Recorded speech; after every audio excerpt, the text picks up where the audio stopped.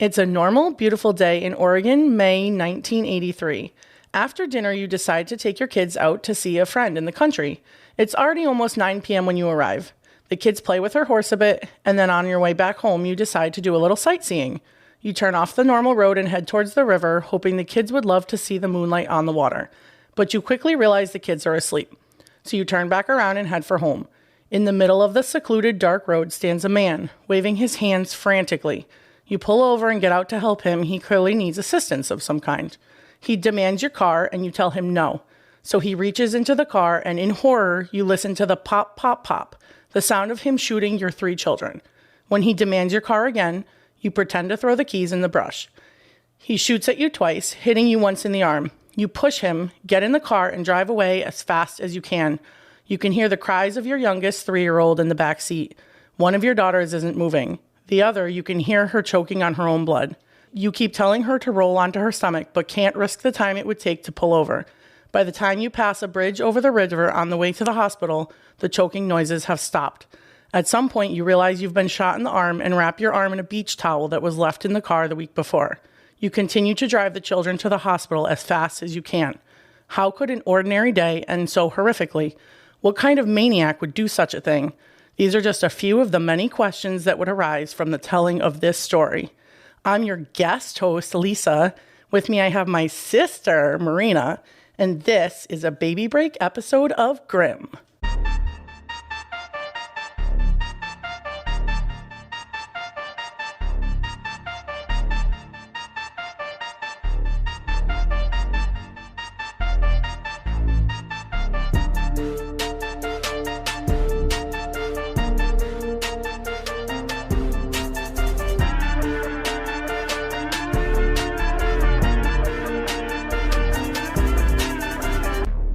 All right, right up front, I'm just gonna say I don't like thinking about my children choking on blood in my backseat. So thanks for taking me there, right out of the fucking gates. You're welcome. It's gonna be a good one. Yeah, buckle up. So this is our second guest host. This is my sister Lisa. Hey. And she also accidentally did a 2-parter, which I love it. I'm like, everybody can do all the research and give my poor broken brain a break, because we all know I have colander brain. So thank you. But before we get into Lisa's case, we have some Patreon shout outs. And once again, man, we are feeling the love and we just adore each and every one of you. So first up, we have Sarah P. Woo! Yeah. Sarah, we love you. Thank you so much. We have Sydney D. Thank you, Sydney. We love you. Jessica C. Woo, woo. Jessica, thank you so Thanks, much. Jessica. We love you. We have Michelle. Michelle, we love Michelle's you. the best. Okay, and this next one, I'm so sorry. I feel like I'm going to pronounce it wrong. I'm just going to say them all. It might be Cameron. It might be Camreen. It might be Camrini. Cameron, we love you. Woo! We love you no Thank matter you what so your name is. You're the much. best. You can message me the pronunciation and I'll do it again, because I'm really sorry, because I'm sure I just murdered it, but it's beautiful. I just don't know how to say it. I'm going to go with Cameron. Cameron Y. Woo! We love you. Gregory M. Woo! Gregory, thank you so much. We love you so much. We have Chris M. Chris M, we love you. Thank you so much. And Betty K. Yeah, Betty. We love you so much, guys. Thank you so much. If you want to support us, just go to patreon.com and search GRIMM: A True Crime Podcast, and you can get an awesome shout out, or you can sign up for our highest tier and join our Discord, which is super fun. And we have 12 bonus episodes out now. So if you're looking for some more GRIMM during this baby break, check it out. And that's all I have. Go ahead, Lisa. All right, so I'm going to start by listing my sources. I got pretty much all of my information from the book Small Sacrifices by Anne Rule. I also watched the 2 movies that were based on this book, also called Small Sacrifices, where Diane was played by Farrah Fawcett. So this is in like 1989. I did use Google and internet articles for some clarification, additional kind of fill-in information. But if you're interested in this case, I highly recommend Rule's book. She's a great storyteller. She's pretty thorough. And this is the case of Diane Downs? This is the case of Diane Downs, yes, Okay. called Small Sacrifices. I remember this case. Sort of. Sort of. Enough to know she's fucking psycho. Yeah, buckle up. It's going to be a good one. Buckle up, Buttercup. All right, so I'm going to start at the Mackenzie Wilmette Hospital in Springfield, Oregon on May 19th, 1983. The ER personnel and staff were Rosie Martin, RN, Shelby Day, LPN, Judy Patterson was the receptionist, and Dr. John Mackey was the ER doctor. They had the 4 to midnight shift, except for Judy, who was scheduled to clock out at 10:30 p.m. So Judy was just about to leave. She had grabbed her purse and her sweater when there was a honking outside the ER in the drive-thru. Someone was just laying on their horn in the car. So she propped the 2 doors open, and the 2 nurses who had been working on paperwork on what was kind of a normal, steadily busy day-night at the ER headed outside. When they got outside, parked under the rain roof, is a small red compact car, and a blonde woman tells them, "Somebody just shot my kids." The 2 women rushed into action. Rosie found a girl child lying across the right rear seat. She pulled her from the car and rushed her inside. She kind of realized the gravity of the situation, so she tells the receptionist to call a code. Code 4 was called, which was just to summon all of the available personnel to the emergency room to assist. Shelby and Dr. Mackey find a young boy in the back seat behind the driver's seat, no more than a toddler, and he's bleeding and crying. Dr. Mackey quickly determined that they were dealing with shots to the chest for these children. So he sees a third child in the front seat and thought that Shelby did too. So he races the boy child into the ER and directs the receptionist, Judy, to find Dr. Wilhite. Shelby was about to go back into the ER when the mom kind of clears her throat and tells her that Sherry was there. Shelby was super confused and then realizes that the mother's pointing to the front seat. There was a child curled up on the front seat floor, face down underneath a postal worker sweatshirt. So she finds the third child and rushes her inside, noticing that she's pretty much dead weight. Oh. The mother of the 3 children had followed Shelby into the trauma room and was just kind of standing there, dried-eyed, kind of looking around. Shelby assumed she was in shock, so she calls Judy, the receptionist, to come remove her. The mother went without putting up a fight. And sat on a stretcher outside the room. And the ER filled up with personnel pretty quickly, from respiratory therapists, ICU nurses, even janitors, anybody that could come and kind of lend a hand, getting bags of blood, propping up doors. It was just complete chaos in this trauma room with these 3 young children. I couldn't imagine doing that job. No, to see these kids come in, and especially the little boy who's 3, he's crying and wailing. God, he was 3? Yeah, he's crying and wailing. He's the only one that's kind of conscious. And how old is the one that you're calling girl child? There's 2 girl children. One is 8 and one is 7. Which one was curled up in the front? Sherry? Sherry, the 8-year-old. The 7-year-old. 7-year-old, and the 8-year-old was in the back. Was in the back seat, but she wasn't really conscious. Oh, 3. Yeah, and the 3-year-old's just crying and wailing. They do that sometimes. They do on a normal basis, Yes. but I suppose being shot would It's justified here for sure. Would make them wail, yeah. It was actually sheer luck that they could get so many physicians back to the hospital that late at night on a weeknight. So David Scott Miller was actually a pediatrician at the hospital, and he was normally well back home by the time this time of night, but he had just been kind of delayed over and over again, and he was walking to his car when he heard the commotion and heard shots and kids. Oh, shit. So he raced back to the ER to help out. The receptionist, Judy, was able to get a hold of Dr. George Foster, who was a pediatric surgeon at another hospital, and he raced over to Mackenzie Wilmette. And then she was also able to get a hold of Dr. Steve Wilhite, who was a thoracic surgeon requested by Dr. Mackey. He had literally just pulled into his driveway when his beeper went off, and the specifics were children shot. So he reversed back out of his driveway, and he made a 20-minute drive in 8 minutes. Holy shit. He just beelined it back to that hospital. So See, they were... just as an aside, that is one thing, and this is just for all the gremlins just to think about in the future. You know how when you're on the highway and you're in this fast lane and you're going 75 and someone is up your ass and you're like, screw you, I'm going 75. It's like, what if it's that doctor rushing back to the hospital to save children? What if it's somebody who's trying to get to the hospital for their pregnant wife? Just assume the best of people and just move over. I know that's where you took that. I'm usually the person that's like, screw you, I'm going to go 70 now. Which I do that too sometimes, but you just never know. That doctor was rushing to save someone's life, and I bet you to make that drive, he was up someone's ass. So yeah, it said it when he went 80 the whole way back just to cut the time as much as he could. Just food for thought. You're welcome. Yeah.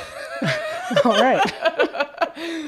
So luckily, all 3 children were surrounded by adults that were working on them feverishly in the trauma room. Shelby tried to intubate the little girl the mother called Sherry that was in the front seat, but she just kept coming up with only clotted blood. Dr. Mackey tried as well, and he found 2 bullet wounds in the back of the child, one over the right shoulder blade and one just under the left shoulder blade. The heart monitor leads that they had attached to the child showed no signs of a heartbeat. The child had come in already deceased. That's so sad. And that's the 7-year-old. The other girl was motionless, and David Miller, the doctor, worked feverishly over her. She had 2 small caliber bullet wounds in the left chest. One bullet had gone through and exited just below her shoulder blade in the back, and the other bullet made a larger wound and was still in the body. There was a third through and through near the base of her thumb. She was almost dead. She had no registered blood pressure and was only taking a few gasping, shallow breaths. They tried to intubate her and get air into her lungs, but an x-ray showed there was a massive hemorrhage filling her left lung with blood, and her right lung was collapsing. Oh my God. What caliber bullet was it? Did it say? I didn't say, but it's a 22. So Okay. they're pretty small caliber bullets. Yeah. She was turning blue, and her skin was cold. Her eyes had initially reacted to light when she came in, but even that was fading. She looked dead. Her heart stopped beating, but Miller refused to give up on her. He pumped her with sodium bicarb to keep her heart going just as Wilhite arrived. Wilhite also refused to give up on this little girl who no longer had a pulse or a blood pressure. Oh my gosh. He plunged tubes into her left lung to help remove the blood and into her right lung, which had collapsed. He inserted a CVP line, which hitting an artery first try was a good news because her blood vessels could have collapsed from lack of blood. Oh my gosh. She was pumped with O-negative blood, and miraculously, her heartbeat started again. Her pupils started to react again, and she had a blood pressure again. She wasn't out of the woods. Her right lung had reinflated, but her left lung was just still filling with blood just as rapidly as they put it into her. Yeah, so they'd put the blood into her, and then it'd go into her lung and out the tube just pretty quickly. It was 11:45 p.m. before she was stable enough to go off to surgery. And what time did they come in? 10:40. Okay. And even then, one of the respiratory therapists had to breathe for her as they wheeled her off with doctors Wilhite and Miller. Oh my God, these doctors are heroes. Those 2 doctors did not give up on this little girl. She lived because of their tenacity. They just were not having it. Wilhite performed surgery. He found the hole in her lung and repaired it. By the time he had done that, though, so much of her blood had been lost. It was like a total transfusion, which can carry its own complications when you bleed out like that. And we'll talk about that a little later. Okay. She woke up from surgery pretty quickly and was terrified, but responded to nurses' prompts and was alive. So holy shit. Yeah, she pretty much went from death to stable and alive. Yeah. That's crazy. But she was hooked up to all sorts of tubes, so she couldn't really say anything. She had tubes and breath masks and stuff, but if the nurses talked to her, she kind of responded to them. So okay. Dr. Mackey and Foster continued to work on the little boy. Mackey had worked on resuscitation from the moment he carried him into the ER. He had inserted a CVP line, which is just kind of like a PICC line that goes deeper into the artery to deliver meds quicker. Okay. Than like a IV. The boy had a small bullet hole entry inches to the right of the spinal column. Oh boy, that's not where you want a bullet hole. No, and it was a near contact wound. The doctors could see black powder burns outside the hole. So he was shot very close range, right? The small boy's heart was racing and he was sobbing and wailing. He couldn't take a deep breath, so they inserted a chest tube and air and blood gushed out of his lung, which allowed him to breathe easier. He was stable, but the bullet had entered right near the T6 and T7 vertebrae, which is kind of in your upper back. Your thoracic spine. Yeah, if you think of like, T1 is at the top, so T6 and 7 is not that far down. It's where your Quasimodo hunch would be.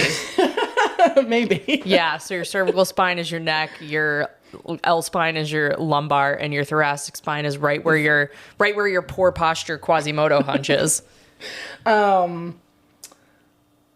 He would be fine from his arms up, but if the bullet caused spinal cord damage or spinal cord swelling, there was a chance he could never walk again. Oh. And that's not something they would know for a while. Yeah.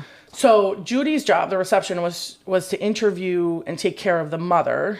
She told Judy their name was Elizabeth Downs, but she went by her middle name, Diane, and that's how we know her. Mm-hmm. She told her the 3 children were hers, Steve and Danny. who was age 3, Cheryl Lynn, age 7, and Christy Ann, age 8. Judy noted that she had a certain flatness of expression, holding in all of her emotions in like a shock-like state. Wait, did you say Cheryl Ann or Sherry Ann? Cheryl Lynn. And Christy Ann. You're like none of the above. None of the above. Wait, so her name was Cheryl, and the mother had pointed to her and said Sherry is in the front. Okay. But her name is Cheryl. Sherry, Sherry baby. And there's our musical break that we have every Grimm episode. 1 of 17. Go ahead. Maybe. So she had a certain flatness and kind of like a shock-like state. So Judy called the police, afraid that the man that Diane said was out there might still come back to the ER to try and finish the job. Right. No one knew who this man was or why he did what he did. Right. So she was concerned for safety reasons that they wanted the police there as quickly as possible. And so while Judy's on the phone with the police, Diane kept saying, I need to call my parents. I want to call my parents. So Judy tells her, like, hold on, I'm on the phone with the police, and asks her to kind of retell the story so she could relay it to them. She told her just a few little details, something about Mohawk and Marcola and somebody shot my kids. So Judy's trying to relay these like little tidbits of information to the police. What the hell is Mohawk? It turns out to be a road. Oh, okay. Like, she's trying to find out where this happened, and Diane's just like Mohawk and Marcola and... Okay. How old is Diane? Did you tell us? I did not tell you. Can you tell me? So she was 27 at this point in her life. Okay. So, that is pretty young to have a 7 and an 8-year-old. Yes, she had her children very young. I would want to call my mommy too. Yes. Yeah, she was pretty young, but she was also acting quite strange. Judy's on the phone with this police department trying to relay that something is happening. They need them here. And she just kind of was wandering around. She wandered into the bathroom and washed her hands. Super fucking weird, but I do we talk about this all the time, like trying not to judge people in moments of distress and terror and adrenaline, because the human brain is a magical thing that does weird things to people. And I think, to give them credit, all of the people in the beginning of this story all have quotes of them saying the same thing. Like she's in shock. She's in shock. Like, everybody Right. handles things differently. Okay. Like, it was super weird, but who knows how Right. you would deal with that as a young mother and your 3 children. Like, who knows? So everyone kind of points out, like, she was doing this weird thing, but I don't know. I don't know how I would react if my 3 kids have just been shot. So she's kind of wandering around. She goes into the bathroom and she washes her hand. And then she kind of wanders back towards the trauma room, which Judy did not obviously want her to go back to the trauma room. Yeah. So she pulls her into like a nearby triage room. And that's when she notices that she has this brightly colored beach towel wrapped around her arm. So Diane had apparently been shot on the arm, on her right forearm. No one was currently available to help her. All the nurses were rushing around. So Judy kind of sterilized the wound and wrapped it best she could. She was definitely not a nurse, so she kind of used some betadine and just wrapped it up a little bit. I'm guessing it was superficial. So it was not. Actually, she broke her arm. It was not superficial. Yeah. She asked Diane what happened. And so Diane tells her the same story that was in the intro. Except in Diane's story to Judy, the kids were laughing and talking, and she had been laughing at something Danny said and talking to Christy, and then the whole man thing happens, and then she says to Judy, it's a terrible thing to be laughing 1 minute and then have something like this happen to you. And Judy doesn't even know what to say. She just kind of pats her on her good arm and is like, let's go call your parents now, because no one knows what to do with like this whole situation with these poor 3 children. And so when her dad picks up, she tells him he shot the kids, he shot me too, and then tells Judy they're on their way. Okay. So her parents rushed to the hospital. They lived about 2 miles away. Her mother got there first, but her father actually had to turn back around to get his dentures because they left the house in haste in the middle of the night, and he had forgotten them, but he was the postmaster of this town, and so he didn't want to be seen out in public like without his dentures. So That's fair. Okay. He kind of dropped the mom off, ran back home to get his dentures, and then he'll come back later. He's like, BRB, forgot my teeth. Yeah, exactly. You get out and go figure out what's going on.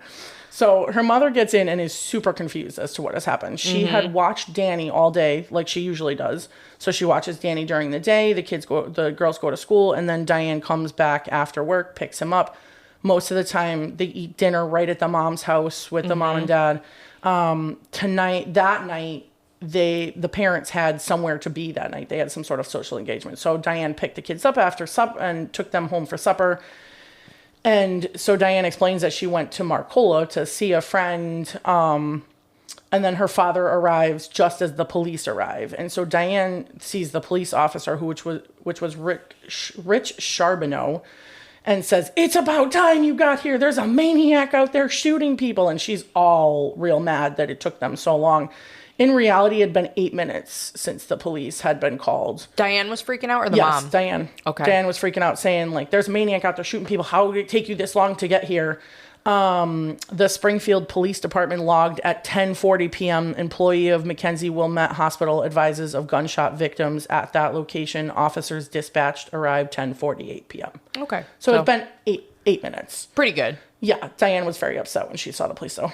Right. She tells Charbonneau pretty much the same story that she told Judy, although when she tells Charbonneau, now the children are sleeping. She remembered that they were sleeping. Okay. Not Instead talking of and laughing. laughing. Yes. Okay. She told him angrily, "I wasn't going to let him have my new car. I just bought it." After the retelling of the story, Charbonneau realizes the wrong police department had responded. So there was some confusion about where exactly this had happened, and it was determined that it happened outside Springfield city limits, so they had to call the Lane County Sheriff's Office. So now they've got the Eugene Police Department there. They call the Sheriff's Office. Sergeant Robert Rutherford responded, and the two lawmen, to their credit, kind of worked together, even because Charbonneau was already there. Okay, and also imagine being, I'm still stuck on the new car comment. Imagine being more concerned about your car than your 3 children inside of your car. Yes, I wasn't going to let him have it. It's my new car. Yeah. Yeah. Not the fact that your children are inside of it. Yeah, And we'll he get back would to the car some more Leave later, too. with the children. Yeah. Mm-hmm. And, Okay. yeah, and she in some of her stories she said, "Are you kidding me?" Because like that only happens in movies. People come up and say, "I want your car." Right. "Are you kidding me?" is what she says. She said to the man. Mm-hmm. And the Academy Award goes to. Yeah. Okay, proceed. Okay. So the two lawmen decide they need to warn people and find out exactly where on this road this event occurred. It's a kind of a back road, but there are houses on it. They don't know what the heck is happening. They just think there's a madman with a gun. So they want to warn as many people as possible, figure out if there's any issues. Okay, are they called lawmen? No, I lawmen called- in the book? Because No. who the fuck calls police officers lawmen? Me, I do. It's me. The problem. It's me. I just called them lawmen because they're both members of the law and they were working together. I don't know. Neat. So like police officers? Yes. But they're not. One is a sergeant and one is a police officer. Yeah. But one is also or like a sergeant. And you know what's funny is when I investigators wrote, is another great when I synonym. wrote the two lawmen, I was like, I wonder if she's going to ask me about the word lawman. Yeah, because who calls them lawmen? Me. You weirdo. I do. I was like, maybe she took it from the book because like No. nobody fucking says that. Okay. I do. So they both work together. Charbonneau, who the lawmen? the lawman, yes. Okay. So Charbonneau stayed back to guard the car just because it was kind of a crime scene. Mm-hmm. And Sergeant Rutherford. You're like, it was kind of a crime scene. was kind of a crime scene. It definitely was a crime scene. Yeah. So Charbonneau was like, it's not actually my department anymore. I'm going to stay back and guard this car. And Sergeant Rutherford took Diane and her dad in his car to find where this happened. And as they were heading outside to the parking lot, you could see Charbonneau standing guard over the car. And Diane yells, "I hope my car's okay. Are there bullet holes in it?" Jesus fucking Christ. Oh my God. I'm sorry to laugh. That's so fucked up. "Are there bullet holes in it?" And Charbonneau was like, "I don't know. No one's looked. No one's looked yet." Oh my God, dude. First of all, I hate cases with kids. I don't think we've done a ton. I think like Watts was the other one that Laura did. I hate them so much, but are you fucking kidding me? No, and this is why these details are important, because she says so many random things that people are like, "What? Why would you say that right there? Like, why would you focus on those things?" Okay, so Charbonneau says no one had looked it over yet. So Diane directs them to Old Mohawk Road. and kind of confirmed different places along the way as her route to the hospital with the children after they had been shot. She points out the bridge where she remembers Christy stopped gurgling on her own blood. Oh, God. That part of the story was true. And then while in the car, she made the comment, "I never should have bought the unicorn." And Rutherford's like, "What? What unicorn? What are you talking about?" And so she tells him, "I bought the kids a beautiful brass unicorn and I had their names engraved on it just a couple of days ago. It was, it meant we had a new life. I shouldn't have bought it."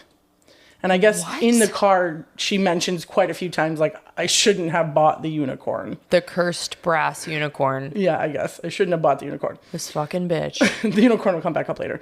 So Diane showed them where the incident happened. It was kind of a narrower, like, lonely, dark spot of this road. There's a river running on one side, and then there's a field on the other. We can put the picture of the crime scene on the Insta. They had already set up roadblocks, and the Springfield Police Department and the Lane County Sheriff's Office were already canvassing the road, warning residents that are on that road, kind of searching around, searching in the fields nearby. They already had a tracking dog out there. Okay, for this maniac. Looking for this maniac with a gun. Yep. Mm-hmm. Another detective was called to take Diane and her father back to the hospital so that Rutherford could stay behind to help with the investigation. Okay. So at 11:15 p.m., Lane County detectives Dick Tracy, Doug Welch, and Roy Pond were called and told to report to the hospital. They would collect any evidence that might need to be handed over to the DA's office later. These are 3 new lawmen? 3 detectives. Okay. They're not technically lawmen. These are the investigators. But aren't they also men of the law? I don't know. Are they? I think that they are. Okay. So, yes, these are the 3 new lawmen detectives. Okay, the detectives. All right, gotcha. And I got really confused by the name Dick Tracy, and I was like, he's real? That's a real thing? But I guess coincidentally his name was Dick Tracy, and he became a detective because the whole Dick Tracy comic book thing was like in the 1930s. This is now the 19... If you personally can tell from the look on my face, I have no idea what you're talking about. Dick Tracy, like the famous detective? Yeah, I obviously don't know anything about that. Okay. Well, I knew the name and then got very confused and actually had to like go down this rabbit hole and figure out if this was the Dick Tracy that I knew, but it's not. It's just a weird coincidence that I saw your face when you mentioned Dick Tracy and it meant nothing to me. And I was wondering if you were going to be like, wait a minute, Dick Tracy? No, not at all. Not all at right, all. so for you gremlins out there that know what I'm talking about, you've now had a little lesson into the name Dick Tracy. And it's not him. It's not a different one. It's a very weird coincidence that he's a detective named Dick Tracy. Mm-hmm.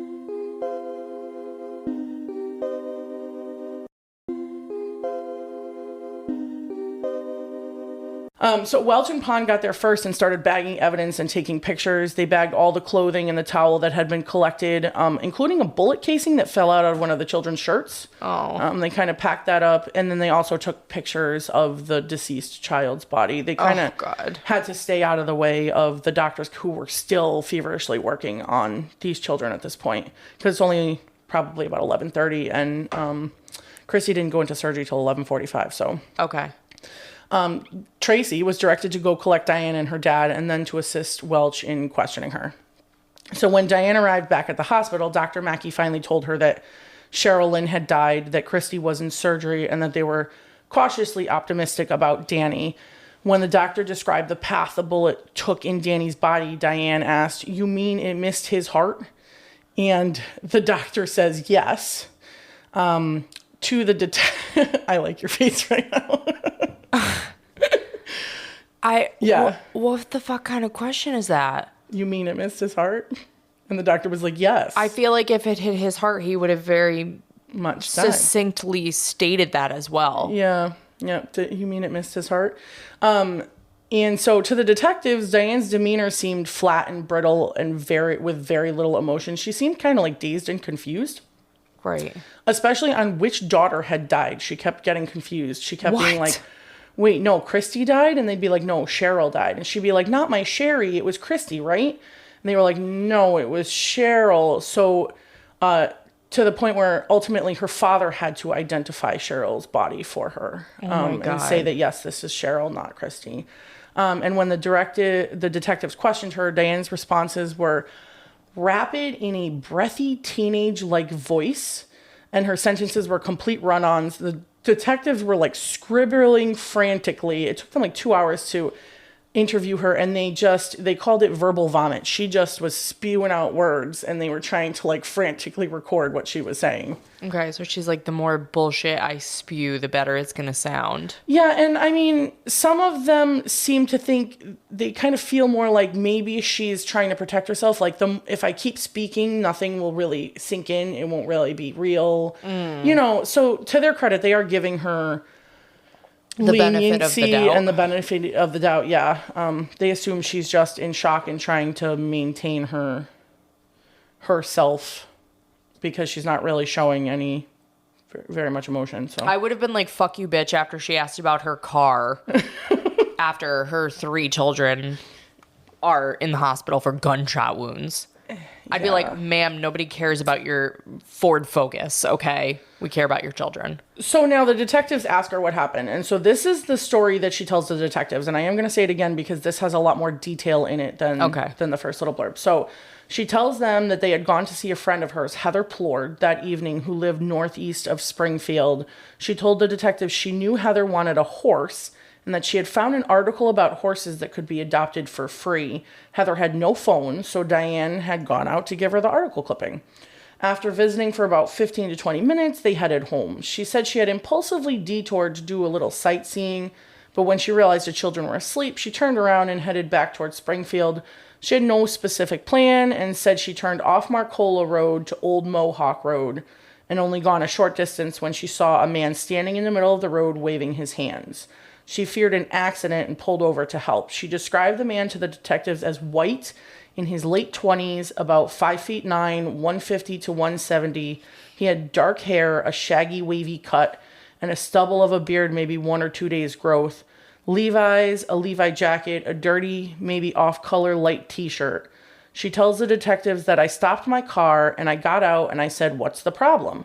He jogged over to me and said, "I want your car." And I said, "You've got to be kidding."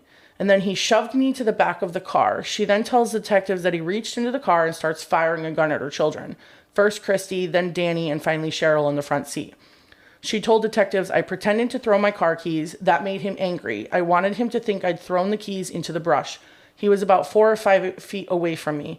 He turned in my direction, firing twice, hitting me once. I pushed him or kicked him, maybe both, in the leg. I jumped into the car and took off to the hospital as fast as I could."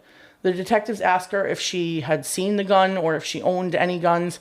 She said she had seen it, but she couldn't describe it, and that she owned a .22 rifle that was on the shelf in her closet at home and that they could go get it if they wanted to. She was very cooperative and voluntarily signed consent for them to search her house. No search warrant was needed. So she pretty much was like, yeah, go to the house, go get the rifle. You know, I give you consent to look at whatever you need to figure out who this person is and how they got my kids. I'll give her credit on the description of the man because I would be like, it was a man. He had a face and he was wearing clothes. And that's all I've got for you. Yeah, we'll get back to the description of the man later. Okay. Yeah. Or like, what was it? What was the case where it was like, they released a sketch of like a like, blank egg. Yes, it was like an egg. Yes. With a face, yeah. Yeah.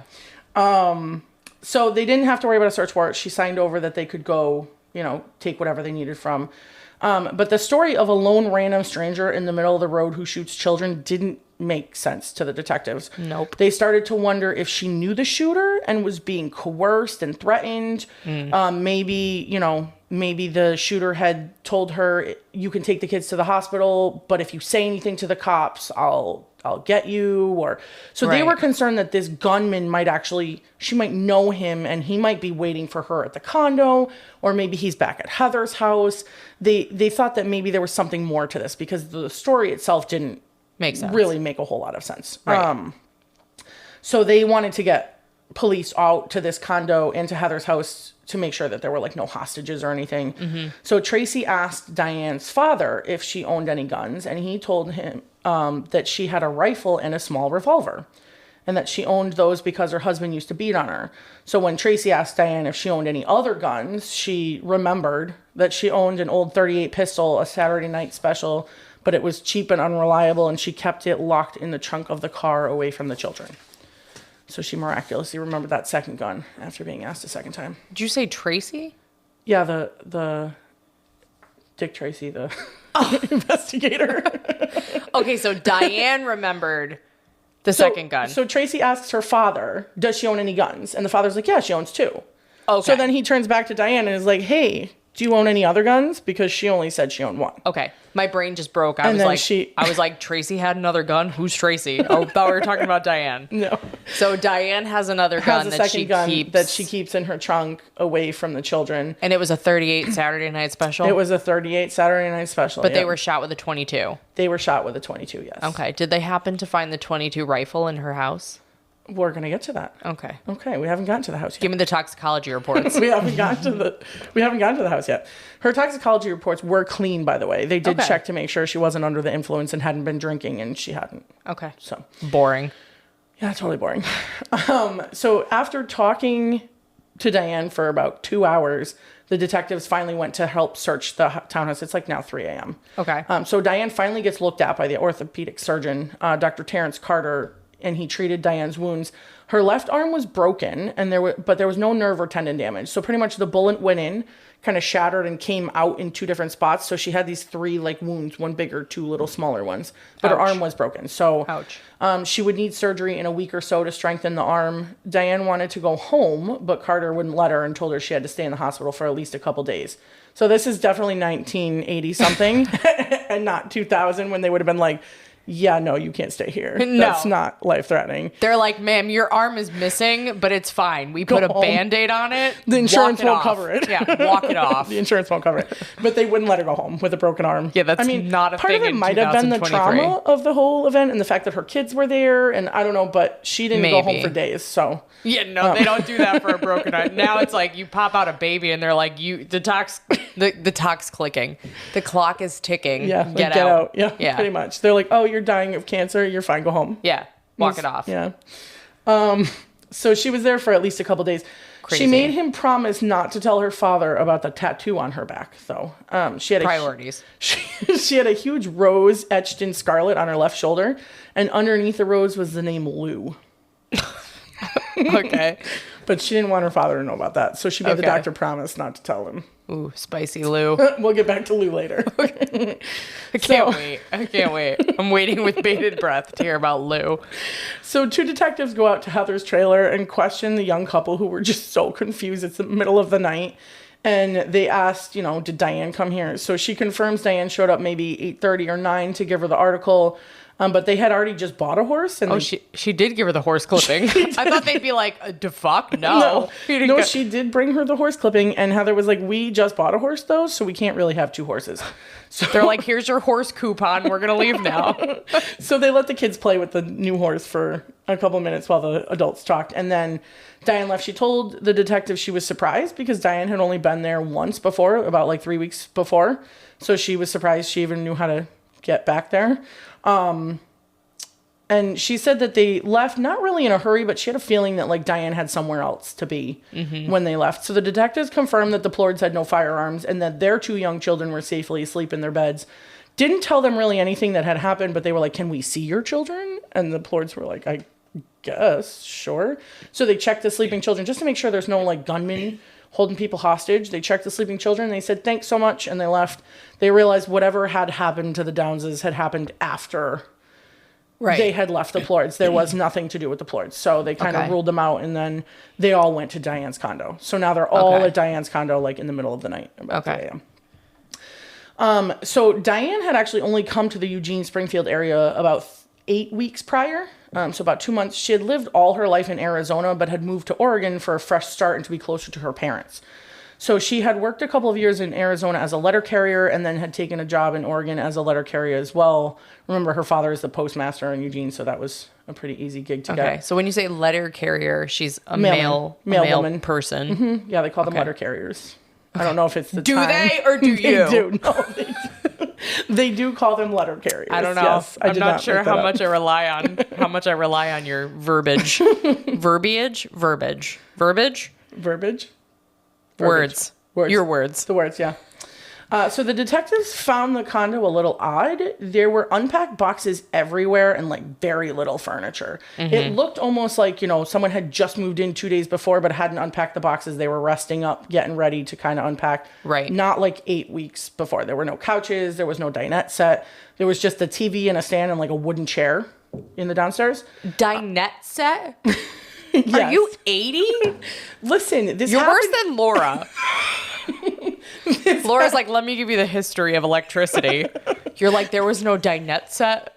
This happened in the 80s, and that was from the book. They said there was no dinette set, so I just wrote it down. The lawmen concluded that the letter carrier had no dinette set. Listen, the lawman was mine. The rest of it is not mine. I don't know what to tell you. Okay. So no dinette set. Got it. No dinette set. Okay. So there's nowhere for them to eat food. Not that there was really any food in the house anyway. The fridge was pretty much empty except for like a couple scummy cans of food that had been opened already. Okay. And then there were 4 small frames on top of the TV. 2 were pictures of Diane, and two were of a man. Lou? Is it Lou? They assumed it was Lou. They did, in fact, assume it was Lou. But the 2 pictures of Diane, one was like a headshot and one was like a full body shot. There were no pictures of the children anywhere. Okay, well, I'm not going to judge people because I've got glamour shots of me on the wall right next to me. I'm totally kidding. That's so weird. I was like, do you really? My sister just looked at my wall like I actually have headshots of myself in my dinette room. She does not, in fact. Which No. I was very confused. I was like, wait, what wall? No. No. No headshots. That's weird. Yeah, so there's no pictures of the children at all. There's no food in the fridge. There's not even enough food in the house to make a meal. All the kitchenware was just still packed in boxes. There's just boxes everywhere. They thought it was a little weird. So upstairs, they go into her bedroom, into the closet, and the rifle is exactly where she said it would be. Oh. Yep. Tracy took out 9 live, mismatched 22 rounds. Some were stamped with the letter C on the bottom, and some were stamped with the letter U. Some were whitewashed. This will be a little more significant later on, but I just wanted to mention it now. Okay, when you said 9 live and then you went on, in my head you were like, they pulled out 9 lives, and I was like, did she have a cat too? Like, I literally was like, oh, like 9 lives She cat actually food? did have a kitten. It was this one of those things where like it wasn't written down in your notes, but now you know it, like Laura and I do. So yes, I did actually forget to put the kitten in my notes, but they Wasn't that important. No, they did get a kitten that day. From the neighbors at their grandmother's house, and they brought this kitten home. Is one of the reasons they went home for dinner. They brought this kitten home, and then later, when they were doing the investigation, everyone was like, "Where's the kitten? Like, where is this kitten?" I just cannot with this bitch's day. She's like, okay, so we got a cat, we got dinner, we brought some horse coupons, got some horse pets, and then we were carjacked. It was wild. Yeah, exactly. That's this bitch's story. Yep. Unacceptable. Yep. That is her story. Unacceptable. Okay, so nine live rounds. They were okay. mismatched. Yep, there were a couple different kinds. Okay. She asked the detectives to find her diary and bring it back to her at the hospital. It was just a plain spiral notebook. And so they made a copy of it for evidence before they brought it back to her at the hospital.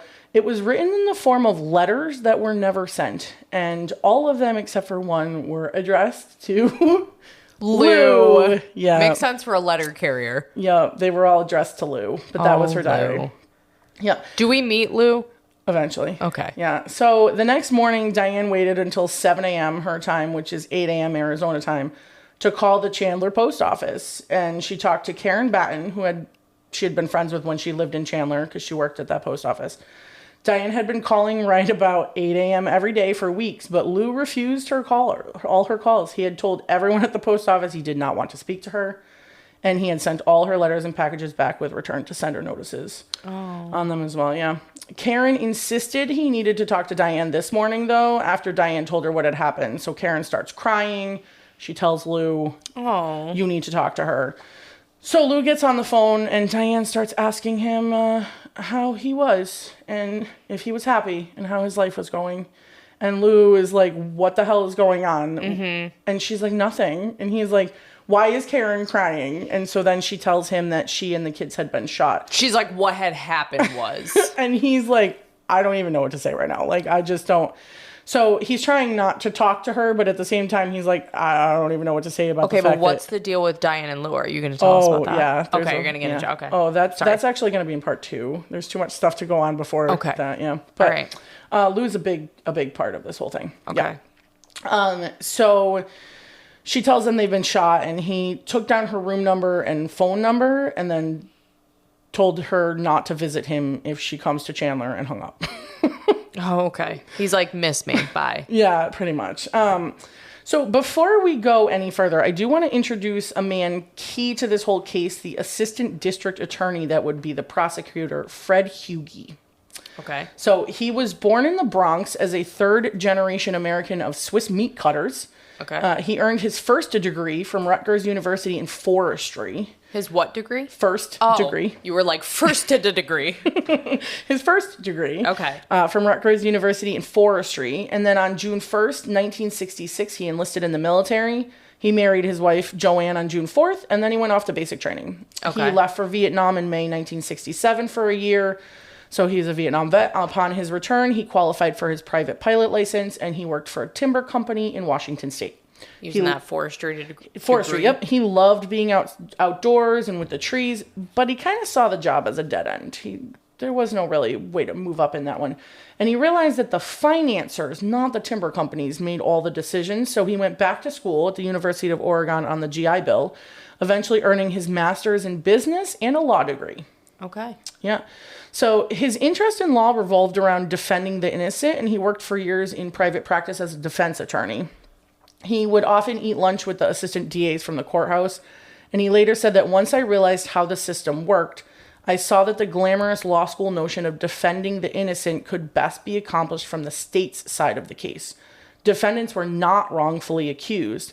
It was the innocent victims of crime that needed the protection. So in November 1975, Hughey joined the Lane County's DA's office. He was the quiet loner type. He kind of hated publicity. He really hated the press, which are not usual characteristics for prosecutors. Usually they kind of have big personalities and love to kind of play up on the press. I'm still stuck on the fact, like, how wild is the practice of law? It's like, oh, what is your bachelor's degree in? Forestry. I did lumber work before becoming a DA. Yep. Okay. He did. Yep. And like they said that this is the opposite of the normal path. Normal path is they start in the DA's office and then they go to private practice. Because there's more money in private practice. Instead of from private practice to the DA's office. Yeah. Huh. So he wanted to protect the victims. I thought it was going to be more like he saw that you could protect people from being wrongfully convicted from the prosecutor's side by like not charging them or from pleading it out. But instead he's like, fuck them. Everybody's guilty. I want to fight for the poor victims of these crimes by prosecuting their person. Yeah. Okay. So those are not usual characteristics of the prosecutors, but he had moved into the DA's office because he had ideals of the system, and he wanted to be the type of prosecutor someone would want on his case. He wanted to be someone who would make the system work and do whatever it takes to see that it does. Hughey was known as a workaholic, probably not a surprise, often staying at work until midnight if he felt it was necessary. His wife, Joanne, was also fully vested in her career. She was the co-director of the computer center at the University of Oregon. Okay. Which, remember, this is the 1980s, so computers are like big hunking things and... Takes up a whole room. Whole rooms, yeah. So the center for the computers at the University of Oregon. So they had no children. Both of them were completely dedicated to their career, and they kind of talked about children off and on through their marriage, but they really weighed the time and attention children would need very seriously and didn't think it fair to bring children into the world and then not give them the love and attention they needed when they were fully vested in their careers. So I admire that. Yeah, so they decided not to have children. They lived in a lodge-like house set back in the forest near the Mackenzie River. They had spent many years in the city, so he didn't really mind the half-hour commute to Eugene. On the morning of May 20th, he was a member of DA Pat Horton's staff. Horton assigned homicides on a rotating basis, so Hughey was actually slated for the first homicide in May. And May 1st, there was a homicide, but he wasn't interested in it, and one of the other guys was, so he swept. So this was definitely his case. Okay. Because now it's May 19th. So this was going to be his case.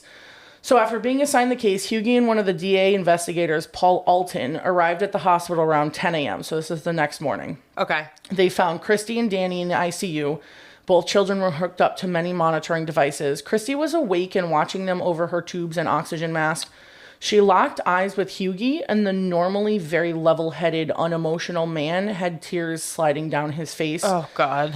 Alton would later say, in quotes, that in that moment, Fred adopted Christy. Nobody was going to hurt her anymore, not unless they went through Fred first. So Hughie sat with the children on and off in the ICU on that Friday, and honestly, any spare minute that he could when he wasn't running around trying to do other things, he sat with them quite often. Alton was actually there when Diane first visited the children on that Friday. According to Alton, she went up to Christy's bed and held her hand, giving it a hard squeeze. And then she looked her straight in the eyes and kept saying, "I love you, Christy. I love you, Christy." And Christy's heart rate skyrocketed on the monitor. And it took forever for it to come back down after Diane left. And Alton said that the look in Christy's eyes was very strange. Red flags. Almost fearful. Yeah, red flags. She did visit the children often over the next several days, but she would often stand awkwardly at the foot of their bed, not really knowing what to say. Her movements kind of self-conscious, like someone that had never really been around small children before. She's like, what do I normally do with my hands? Yeah. Hughie was actually often there for these interactions, but Diane didn't pay him any mind. She assumed he was a plainclothes officer to protect the children.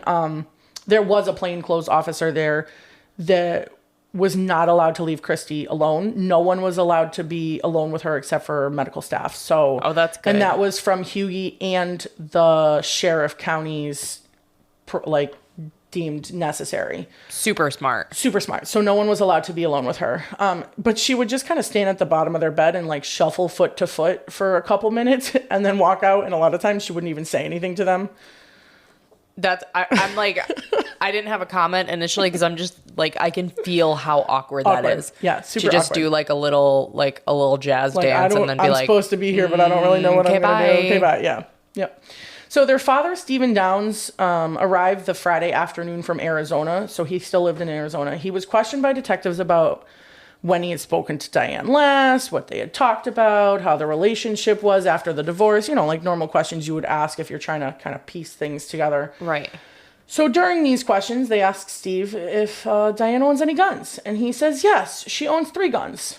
Oh, now she has 3. Now she has 3, yes. Shit, it keeps escalating. Yeah, so the detectives noticed that she had left out the 22 Ruger 9-shot semi-automatic pistol. Lies. It's a Ruger Mark IV. It's not a 9. You're obviously not a gun person. I'm also reading Roman numerals, and my brain said 9, but it's a 4. I did actually research calibers of bullets because I didn't know what the difference between like a 22 small. And a 38 was. 22 goes pew pew. Yeah, 22s are for, my husband explained it like varmint, like you shoot varmint, or for self-defense where you're not trying to kill the person, like, you know, they're just little bullets. They hurt, but they're not necessarily going to like murder you. I would say unless you shoot them in the right place. BB guns, like BB pellets hurt. 22s will kill you. Yeah. I mean, if you shoot them in the right place. Mm-hmm. Yeah. But the semi-automatic pistol, when they'd questioned her the night before, no one seemed to remember that except for Steve Downs. Uh-huh. Right. Yeah. So the investigators and detectives, including Hughie, were not buying Diane's story from the start. Weird, right? Yeah. So in the DA's office, they actually already had a phrase, the BHS, or the bushy-haired stranger. Because this BHS, or bushy-haired stranger, he got blamed for all the crimes all the time. You know, anytime they would be called, oh, there was this bushy-haired stranger that was here, and he stole the things, and he shot the things. So they already had this term, the BHS. Okay. There were many cases where someone would blame the BHS who was never ever caught and was never brought to court. Right. And Hughie actually joked in the past that if the BHS was ever caught, most of the doors in the jail would need to be opened to free all the wrongly accused. So when Diane claims a BHS, she called him a shaggy-haired stranger, but it's pretty much the same thing, had shot her children, immediate red flags went up for the investigators. Right. Because that is a typical, like, BS. Bullshit. There was some BHS and he did these things. Like, yeah. So they immediately, as soon as she starts calling this guy a shaggy-haired stranger, we're like, that's weird. Uh-huh. So the term that the police used for Diane's story, especially the man, they used the word hinky. Hinky. Yeah. It's a term that apparently police departments, I don't know if it's just this one specifically, but they used it to describe something that just doesn't seem true. It's like a little off center. It's a little suspicious. I feel like that word is in Austin Powers. I don't know. You just shut down. You're like, just reject your reference.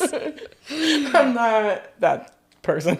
You're all up on the Dick Tracy references, but the Austin Powers, nope, fuck that. Got nothing. I have no idea. Okay. So they tried to go through a ton of different scenarios that would make more sense than this story. But there were just so many spots of the story that didn't make sense. Why hadn't the shooter shot the adult first that could hinder him? Right. Why would you shoot children after she said, "You've got to be kidding me"? How would he know to be on the road to stop Diane's car? If she turned there randomly with no pre-planned to be there, how would he even know she was going to be there? Well, I mean, like, those questions are kind of bullshit because, like, it would just be a coincidence. I guess, but then the theory was coming up, maybe he was following her, but then how would he end up in the road in front of her if he had been following her? Mm-hmm. No matter what theory they came up with, they always had to kind of mold it and shape it to fit her story. So it just didn't make sense. Hinky. They just kept saying it was hinky. Super hinky. And then there were the minor discrepancies in her story. Sometimes the man was in the middle of the road. Sometimes he jogged up to her car. Sometimes the kids were asleep. Sometimes they were laughing and talking. Sometimes he leaned into the car and shot the kids. Other times he just put his arm into the car and just shot wildly. Mm-hmm. And then there was the gunshot on her arm, which we kind of brought up a little bit. But before the reports of this event even came out on the morning that they assigned this to Hughie, one of the guys in the DA's office was just joking around and said, "I know where the mom got shot. Right here on the arm," and points to exactly where she got shot and said, "Right there, where it won't kill you and it won't even hurt that much." And this is before the report even came out. So they were kind of joking like, haha, I know where the mom got shot. Like, betcha. Okay, I'll give it to her because I'm like, okay, she shot herself, but it wasn't superficial. She shot her bone. It wasn't. I'll give it to her. And this comment kind of came back to Hughie during those first couple days. And so when he talked to Dr. Carter about Diane's injury, he asked the doctor outright if the doctor was to shoot himself to make it look like he'd been attacked, where would he shoot himself? And the doctor said, right there. Oh, I feel like I would do it in like the meaty fat part of my thigh. But when you're doing the thigh, you've got the femoral artery. If you hit that, you're dead. Yeah, but that's like on the inside. I'm talking like the outside near my ham hock. Well, what if it goes through, I don't know. Through what? My butt cheek? Like, I want the ham hock. Like the part that Mike wants to roast on Colby. Like, I want that part. The real meaty part, not my bones on my arm. Yeah. That's interesting that they would all shoot themselves there. That is not where I would pick. Yeah, it's just, it was a little... Would you pick your arm? You wouldn't shoot yourself in your arm at bone. all. Well, no. I avoid pain at all costs, so I wouldn't even consider shooting myself. No, but like if gun to your head, if you had to shoot yourself, you wouldn't pick your arm bone. Ow. I don't know. You'd go for the ham hock. I'm telling you, it's got to be the best case scenario. I probably would go for the foot because there's nothing critical in the foot. Ow, but the bones are in it would there. hurt, yeah. I think they'd all hurt, quite honestly. Yeah. I mean, let's just not shoot ourselves and deal. Go with that, yeah.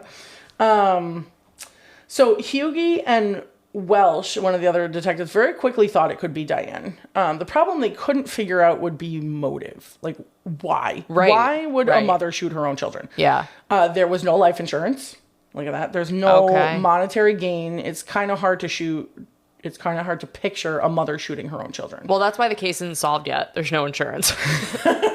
If there was life insurance, It would have been solved already. it would have been solved within the first 12 hours. I will tell you it is solved, but it's not an I know unsolved it's case. solved, yes. Yeah.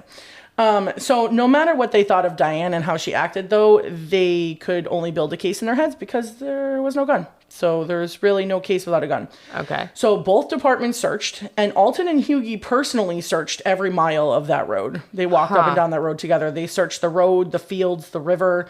They put divers in the river. In the end, they put in 1,149 man-hours. Damn. And those were the ones clocked by the department. I'm pretty sure Hughie and Alton probably didn't clock their hours. Damn. Because they were just doing it on their own time.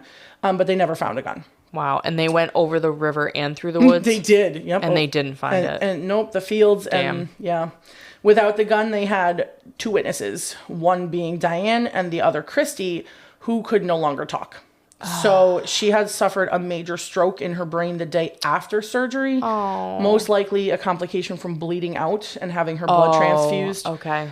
So her stroke had affected the left side of her brain where the speech cortex is.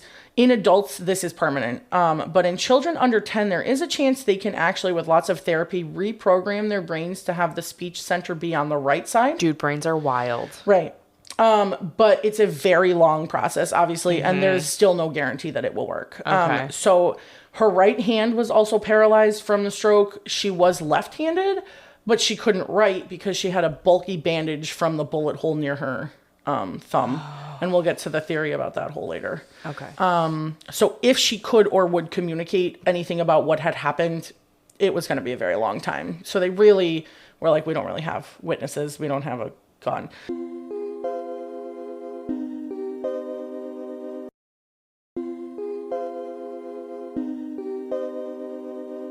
So the two police departments met every morning to discuss what was being found or not found, theories, evidence. They kind of had a departmental meeting.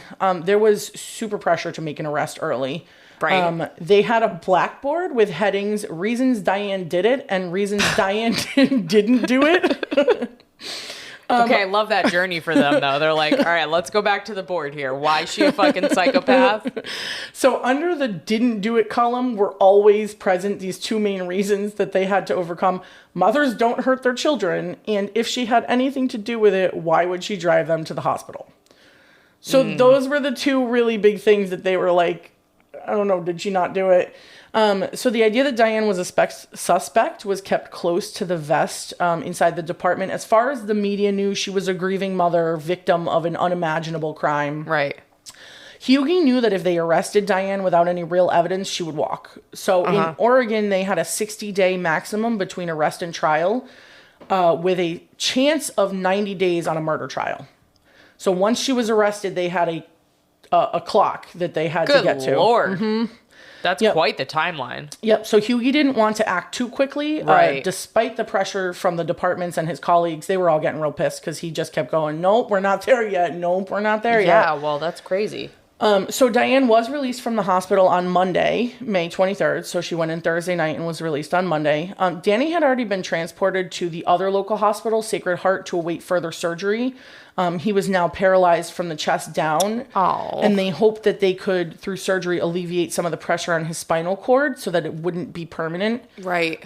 Diane saw Christy one last time, and on her way out of the hospital, she passed Hughie, and for the first and only time she talked to him, looking at him with her infamous half-mocking smile, she said, I am getting stronger and stronger and stronger, and I'm going to beat this. Diane said that? Mm-hmm, to Hughie. Yep. She knew she was a suspect based on kind of the way their demeanor changed from when she was admitted to when she left. She claimed she had heard them talking about her in the halls, and she could kind of tell that they were no longer like, you poor thing, and were kind of looking at her. But Hughie said, quote, the look on her face was unmistakable. It said, I did it. You know I did it. I know you know I did it, but you can't prove it. That was a quote by Hughie. I know that you know that I know that you know that I did we it. know that I did it. Yeah. But you can't prove it. Yeah. So I think this is a good place to tell you a little bit about Diane and kind of how we got where we are and how she was raised. So this whole incident caused her to move back in with her parents, which was something that she had tried to escape her whole life. Okay. So here we go. Buckle up. This is Diane's grown up. So the media and the world know her as Diane Downs, but she was born Elizabeth Diane Frederickson on August 7th, 1955 in Phoenix, Arizona to Wesley and Willadine Frederickson. When Diane was born, Willadine was 17 and Wes was 24. Oh, wow. Yep. So Diane was the oldest of 5 children. Her parents were members of a strong fundamentalist Southern Baptist church. Always good.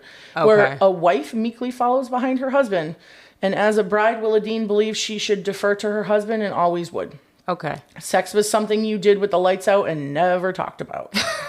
Okay. Yep. So Diane remembers herself as a skinny, wistful little girl, ignored by her mother, tormented by her father, always walking alone from school without friends. Diane probably got as much attention as a young mother of 5 children could give her, but to Diane it wasn't enough. Diane said her mother that she cooked for her dad, she cleaned for her dad, and she spent time with her dad, but not with her. To Diane, Willadine's first concern was being a wife, then a mother. Wes made the rules of the house and dished out punishments, and Willadine always went with whatever he said. The family moved around a lot during Diane's childhood, but all within the Phoenix, Arizona area. On the outside, the Fredericksons looked like the perfect 1950s, 1960s family. A mother, father, 5 children. They went to church twice on Sunday and once on Wednesdays. Twice on Sunday? Twice on Sundays. They were a strict Baptist family. Yeah. Yep. Wow, that's a lot of church. Yep. And So once on much Wednesdays church. too. Yeah. It's a lot of church. But Diane craved more interaction from her family. She wanted more closeness with her mother. Diane was smart and excelled at school. Even as an adult under pressure, she scored an IQ of 125, which is just short of like genius level IQ. She could have gone to any university and tackled any curriculum if she had chosen. But the kids at school didn't like her much. So she was always picked last, was never part of whatever the other children were doing. Her teachers loved her, though. Her father was strict with homework, and if Diane didn't have any, he would make her read the dictionary. Okay. But unfortunately, brains don't really make you popular. And so by 18 years old, she had only ever been invited to 2 social functions outside of church functions. Oh, Yeah. that's kind of sad. So stories of kids being left out like this are so common from this time frame, which is probably why now if I invite someone from my kids' class, I have to invite every single one of them. Yeah, 100%. I can't. No, literally, that's the school rule. Yeah. The school will not allow me. If we invite one boy, we have to invite all the boys. If we invite one girl, we have to invite all the girls. Okay, but what if you're friends with the parents? Then I could invite them outside. But if I'm going to Okay. pass the invitations out in class, Okay, all right. yeah, we have to invite every single one I was of like, them. that's kind of crazy because I'd be like, you're my friend, but I'm not inviting your kids because I'm not inviting every kid in the class. So sorry. Yeah, no, it gets real expensive when you have to invite the entire class because your kid's friend with a girl and a boy. Okay, but it's also, yeah, it's good But it's though also to good not because like leave kids out like this one kid. Always got left out. That really Pretty sure fucks there were you up. quite a few elementary in the 1990s where I got left out from some party. Wah, wah, Yeah. wah. I was that kid too. So But you weren't reading the dictionary. I was not reading the dictionary. No, I was awkward and dumb. I don't know. I wouldn't say you were No, I dumb. wasn't You were dumb. awkward and Not that bright. weird. Yeah. You weren't. I'm trying to say that you have like diverse interests, like you like Star Wars, and you were like, I was so dumb. I'm not even saying you were dumb. You were smart. You were just I just wasn't like reading the dictionary. you just knew about like Dick Tracy and stuff. And other kids didn't, so they left you out. Correct. That is correct. I got left out a lot. Yep. So Diane became a teenager in the late 60s, which made things harder and worse for her socially. So society at that time was kind of focusing on teenagers, from the like go-go boots and mini skirts to the records and the Beatles. Like lots of things were targeted towards teenagers. Unfortunately for Diane, she wasn't allowed to wear anything that was fashionable at the time. She was the last in her class allowed to shave her legs, which apparently became a thing that she got picked on for. She had to wear long skirts past her knees. And so then she used to roll them up to try and make them look shorter. But then her mom would find the creases and figured it out. And so she got punished for it. Is this around the same time as Footloose, where like rock and roll is the devil's handiwork, and she just had to go Yes. into a warehouse to dance it out? Like, Yeah, that's pretty what much. I'm picturing. Yes, pretty much. And her father even went as far as forcing her to cut her hair short and get it permed in a time when it was cool to have super long, super straight hair. Like the girls literally were ironing their hair to make it as straight as possible. Oh no! Remember when I had a perm? Those were dark days. Yeah. So it was also, we always love to add this to the mix to make our candidates so much stronger. So it was right around 12 that Diane's father, Wes, started molesting her. Oh, no. Yep. So her mother took a night shift at the post office, so Wes was in charge of the kids at night. According to Diane, he molested her but never raped her. So this went on for about a year. She was having trouble sleeping and staying up late at night, kind of waiting for him to come in, Jesus super nervous, Christ. waiting for the footsteps, terrified, anxious. And she actually started to become physically ill from lack of sleep. So Wes took her to the doctor and then afterward took her for one of their drives. Oh, fuck. He drove her out into the desert and he told her to take off her shirt. And then when he told her to take off her bra, she became hysterical. She was yelling at him that he was killing her, and she tried to escape the car. He closed the door and locked it, but there was actually a highway patrolman behind them that they didn't realize was there. Oh, my God. So he gets pulled over.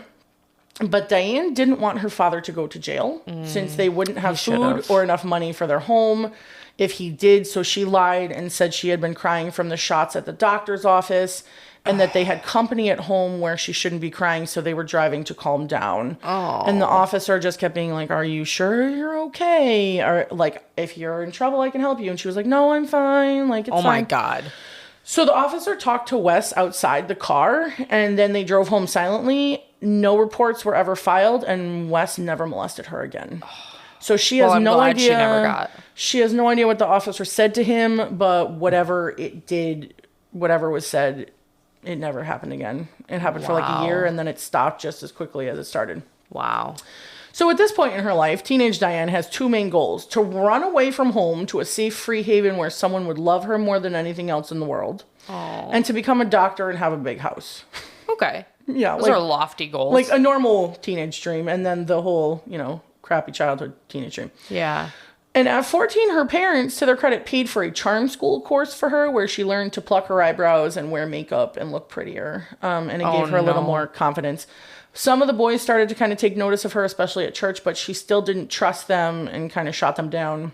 I'm surprised they paid for charm school when, they didn't want her to basically be a woman. Yeah, maybe because she was 14 at that point, so maybe they're like, oh, you're a woman now. I mean, her mom had her at 17, so. Okay. I don't know. All right. Yeah. So right around this time, it was when she switched from a silent child to an outward, too much spoken teenager. She never stopped talking. Like a switch flicked. And then she talked to anyone that would listen about her dreams and her goals.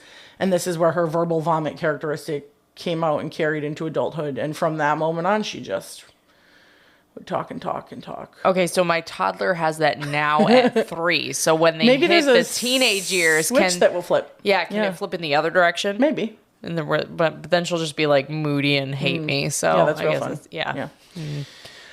When she was 16 and a junior in high school, she met Stephen Downs. He was also a junior at Moon Valley High School, just 6 months older than her. He was a ladies' man, something of a sensual teenager, kind of badass, very edgy. He would often walk around without a shirt on. Okay, I don't like the phrase sensual teenager. Teenagers typically are. I don't know. Sensual. So he turned heads, and when she introduced him to her parents, they were immediately concerned with him and told her to date other boys. Okay. She did not. The fact that he made her father unnerved made him that much more attractive. Mm-hmm. Yep. So Steve was the first guy to ever make Diane feel pretty, and he lived just across the street, so he was always there for her. Their relationship became physical a few months in, and she was head over heels for him. Oh. Yep. Sensual Steve. Yeah. But then tragedy struck her life when she was about 17. Oh, no. So a series of tragedies. So Steve's parents both died in a head-on collision car crash. That is horrifying. They were older. They were in their late 70s. I think one of them might have been 80, but they both died in a head-on collision car crash. And how old was Steve? 17. And they were 80? I believe. Yes. They were older. Damn. I don't know if there was an adoption. I don't know. I didn't dive into that one, but that math ain't mathin'. They were older. They're everybody else had their kids when they were 14. They were 97 when they died in a car crash. Holy shit. Yeah. So they both died. And she also loved animals. She had a ton of pets. So her dog got run over by a tractor that Steve was driving, but she blamed her father, Wes, because he had called the dog. And because the dog was paralyzed, Wes shot him. Oh my God. And then they had a nanny goat and her baby. Wes killed the baby and had the nanny goat sent off to slaughter. What's a nanny goat? Mother goat? I don't know. I love how you just like write things like verbatim. And you question what a nanny goat was. I don't know. It's a goat and it said a nanny goat and her baby. So I'm assuming it's just a mother baby. Mother baby? No. A mother goat and her baby? I don't know. A nanny goat. Okay. How do you know it wasn't? I should have looked that up. How do you know it wasn't just a goat babysitting somebody else's babies? I don't, but either way, she got sent to slaughter. It's really sad. I'm not trying to laugh at the dead Yeah. goat. The nanny So goat. her cats contracted ringworm. What the fuck? And Diane begged her dad to leave them alone, but he said the children could catch the ringworm, so he shot them. Wait, what? I'm sorry. I'm Googling nanny goat. All I heard was she shot him. They had ringworm, so he shot the cats? Correct. Jesus Christ. Yep. A nanny goat is just a female goat, and compare billy goat. So billy goat is a boy goat, and nanny goat is a girl goat? a female goat. Okay. Thanks for that tidbit of information. The more you know. You heard it here first, folks. Your grim fact of the night. I'm sorry. Okay, so the ringworm cats murdered cats. We're getting off the rails here. Okay. Yes, we are. Okay. All right. So then Steve joined the Navy. No, I just can't with the tragedies here. In June of 1972, so even he wasn't around for her. Okay. He went off to if I didn't already know that Steve was still alive and threw her under the bus with her guns, I'd be like, and Steve died, right? No. Holy shit. Yeah, so she had a really rough period of time. So she Yeah. actually started scratching her face in anxiety. She would like put big like red furrows in her face. Oh God. Around her father because she was like he would yell at her and she would scratch her face. So she graduated high school a semester early because she was pretty smart. And had the chance, I like your face. This is the worst story ever. But this is why this is important, because this is what leads to her being the way that she is. Yeah, but like, Yeah. holy shit. I'm just doing the mouth gaping open thing like Laura does, where she was like, this is not helpful for a podcast, but like, what the fuck? Yeah. Okay. Yeah. All right. So she graduated high school a semester early. She's pretty smart. Super smart, yep. Yep, and had the chance to go to the Pacific Coast Baptist Bible College in Orange, California to become a Christian ministry person. Okay. I feel like I typed that wrong, but I don't know. Sure. A Christian ministry Person. So she jumped at the chance, hoping to switch into pre-med after. She only lasted a year, though. So when she got there, she was actually wildly popular for the first time in her life. The boys flocked to her, and rumors spread. She kissed boys and then did other things with them. But remember, this is a Baptist Bible college. Yeah, I'm like, the best place to get promiscuous, I guess. Yeah, mm-hmm. So when these rumors became more fact than fiction, she was expelled for promiscuity.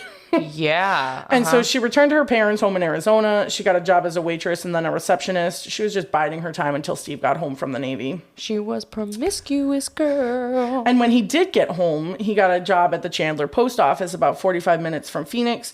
They tried to be together as much as possible, but her father kind of kept them apart. He would wait for Diane to get out of work and then watch her to make sure she went straight home. Okay.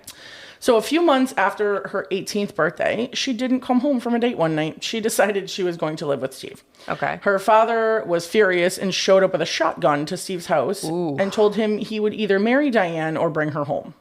So Steve agreed to marry her. And they got married a week later, November 13th, 1973. That's like a literal shotgun wedding, but Steve she was Diane's not pregnant. Ticket out. Yeah. Yep. Wow. But it was quickly clear that this marriage was not the stuff made for movies. Okay. In the first week of their marriage, Steve told Diane he had a date with another girl that he had asked a month ago, so he couldn't cancel it. What? He asked Diane to iron his pants for his date, and she did. What the? Oh my God. He then went out until 3 a.m. Okay, I actually feel really bad for Diane. Yeah, she's That's tough. rough upbringing. That's and here tough. she just wants someone to love her unconditionally, and she thinks she's found it in Steve. And then, instead her husband's like, can you iron my khakis? I have a date. Yeah. And so he claimed his car had broken down, but his pants were pristine. And that's the one note that Diane made from that night. Wow. So Steve loved hot rod cars, his buddies, and girls over Diane. Diane had turned to Steve wanting nothing more than someone that would love her unconditionally. And she had to pivot when she realized that relationship was just physical. Pivot! I always think of Ross from Friends. Pivot! So Steve changed his mind and said he didn't want kids for years. Although he had originally told her he wanted to start a family immediately and have a big family. So she threw away her birth control and secretly conceived their first child. That's how you trap a man. If she couldn't find someone to love her unconditionally, she would make them. Oh my Yep. She figured once she had the children she wanted, she didn't really need Steve anyway. Oh, I can't decide if I love or hate that journey for her. Yeah, you're going to hate it later. Well, no, I know. Yeah. I know how the story ends. It doesn't have a happy ending. In this moment, I'm just taking Yeah. it, this one slice. I feel good that she's going to have a baby that's going to love her unconditionally. But no, I take it back because I know how the story ends. Yeah. Fuck, I hate this story. Yeah, so Steve was in and out of work. He had the hopes of becoming a model. He was actually given a role in a shaving commercial. But while he was waiting for this commercial to actually happen, and it was during her pregnancy, he was working on a car and something in it exploded into flames. And he actually got burned badly enough that he ended up in the hospital. And he had all of these like burn wounds and blisters and stuff. And so the modeling agency dropped him and said they couldn't wait for him to heal. So his modeling dreams of fame were gone. After that, he was in and out of jobs, and they were in and out of Diane's parents' house. Steve was not thrilled at first about the pregnancy, but he warmed to the idea of having a child, and was hoping for a boy. It is wild that all of the pieces of this story belong to one story. You're like, there's And I'm not even murdered. telling all of them. There's other pieces in there that I'm like, that's not that important. You're I'll like, just there's move on. murdered goats and car explosions and Yeah. modeling careers and Yeah. wild. Yeah, so he was really hoping for a boy. So Christy Ann was born on October 7th, 1974. Luckily, she was a great baby. She slept well, she ate well, just the type of baby Diane needed. What's that like? That's actually great. My kids were the same. You had good Yeah, babies. I did have good My babies. babies were not good babies. No, they were not. So Diane often said that when she carried Christy, she fell in love. She was in love with her baby before she was even born. When Christy was 6 months old, Diane left one day and signed up for the Air Force. What? God, I can't take anymore. What the fuck? Yep, so she signed up for the Air Force. And left the baby with Steve? Yep, she was upset she didn't have a career and felt trapped. So she headed off to basic training in Texas while Steve was left with their baby. Oh my God. Shocking to no one, Diane didn't do well in basic training, and her stint in the Air Force lasted 3 weeks. She called Steve daily, begging him to get her out or she would end up going AWOL. Ultimately, she was discharged, not because she was a young mother, although Steve did try desperately to contact people in the military to be like, she's a mom, she needs to come home. But ultimately she was discharged because she somehow managed to get a ton of blisters. I think they were just like, you know what, bitch, get out. We don't need you anyway. She's like, I burnt my feet and I just can't. I don't know how much more I can take. This This is is the beginning. So she and Chrissy spent the next months in transit. Whenever Steve was out of work, he would ship the girls back to Diane's parents because they were too expensive. Eventually, her parents told him they were his problem now and not to send them anymore. oh Yeah. So this really just plays into the whole Diane just wanted to be loved and no one really loved her Right. the way that she needed to be loved. Their marriage obviously was in a bad spot. So you know what makes marriage better? More Another babies! baby. Yay! Yep. Again, Diane threw away her birth control and conceived a child quickly. Again, Steve was pissed and didn't want another baby, although he did warm to the idea of maybe getting the son he wanted. But he knew they couldn't afford more than 2 children, so this would be his last chance at a son. Sherilyn I already knew it. I already knew it was Sherilyn. Sherilyn was born January 10th, 1976, 2 days before her father's 21st birthday. Good Lord. So I forget in this whole thing that they're so young. They're just kids. They're like just kids themselves. Yep. Where Christy had been the blessing of a child that Diane needed, Cheryl started screaming the minute her lungs hit the air and never stopped. A baby conceived to try to fill in the holes in Diane's wall of love turned out to be a fussy, screaming child who wasn't even deemed cute. She was the grenade in she their was marriage. like bald, big ears, small eyes. She was like homely baby. Aww. She was quite homely as a child and did not fill Diane with the loving feeling she had felt when Christy was born. She lost that love and feeling. She did. she did. So after Cheryl was born, Diane and Steve decided they didn't want or need any more children, and one of them would need to get fixed. But of course, it was cheaper for a vasectomy than for a tubal ligation. So Steve got a vasectomy, but didn't return for his 10-week check to make sure it worked, and Diane got pregnant again. Oh my gosh. Steve claimed she was having an affair because he had had a vasectomy, but Diane knew the only person she had been with was Steve, so Steve got checked, and sure enough, the vasectomy hadn't worked. Oops.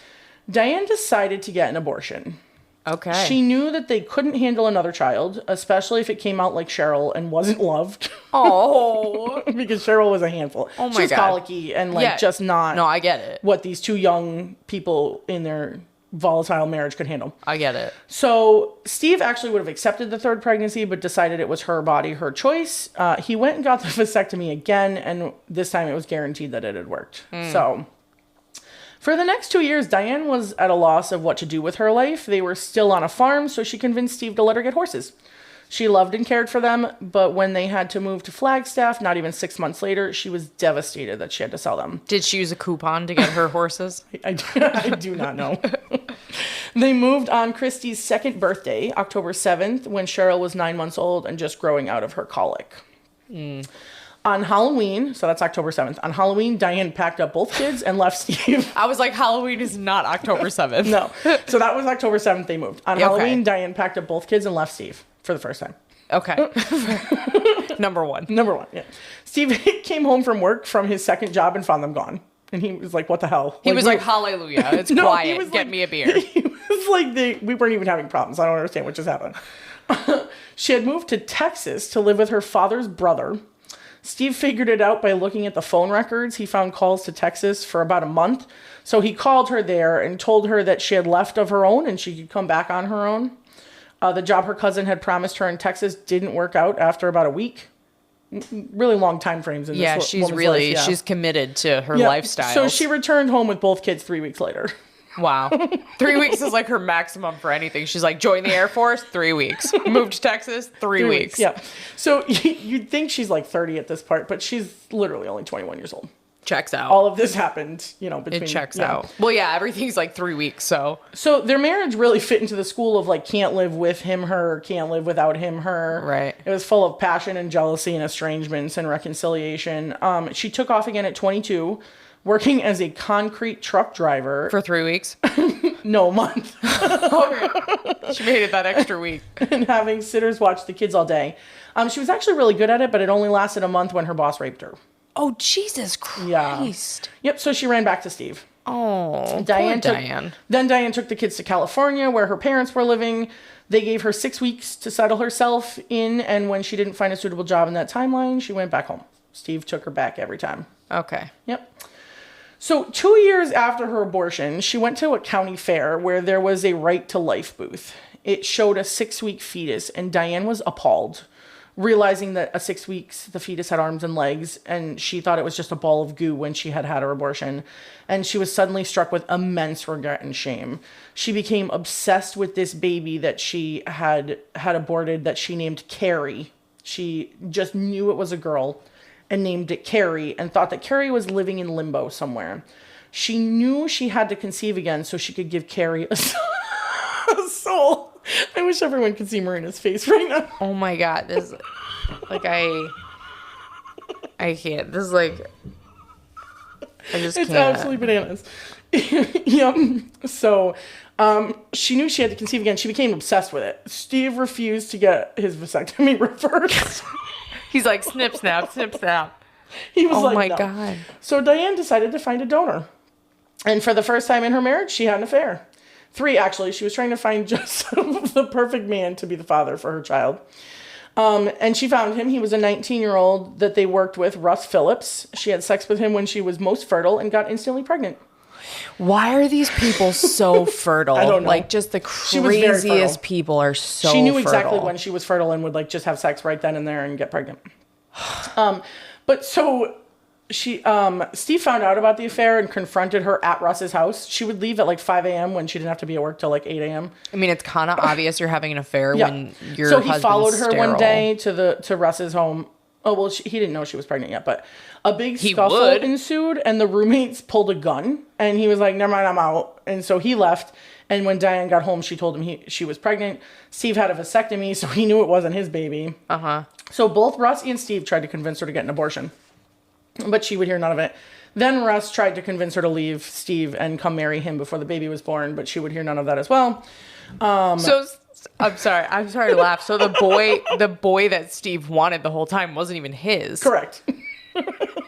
Holy shit. This is like Days of Our Lives. Remember when we used to watch that in like high school? It's like the turkey baster shit. There was wild. Actually a point in her pregnancy where Steve said to her, if it's a girl, he'll keep it and it'll be his. But if it's a boy, they had to get the fuck out because if he couldn't have a boy, he's not going to have someone else's boy. Oh, wow. I would have thought it was the opposite. No. And there was some concern early on that she was miscarrying, but in the end, she had a normal pregnancy. And Stephen Daniel was born on December 29th, 1979. And she named it after him. Good Stephen, Lord. Yeah. Yep. They called him Daniel or Danny. And Diane's ideals were shattered when she had a boy. She was picturing replacing her Carrie, but realized she had given birth to a completely different child altogether. That's what happens. Yeah. So Steve knew he wasn't his son, but he took to him instantly. Aww. Diane never imagined Steve would love her enough to forgive, forget, and treat this child like his own, but he did. Aww. And their home life was rough. Yeah. So Diane and Steve fought all the time, often physically. One time they were wrestling, and she hit her head so hard she had like a concussion. Oh, God. And started to black out sometimes from it. They were always at each other's throats, and so Diane finally snapped and started taking out her anger on her children. Okay, so now I can go back to hating Diane. Yep.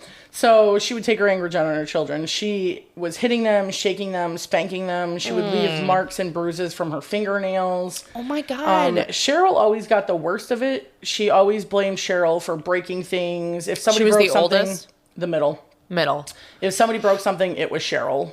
And she would always get punished and disciplined. And so Diane had kind of turned into her father when it came to discipline. Oh. And the poor girls never knew which way was up.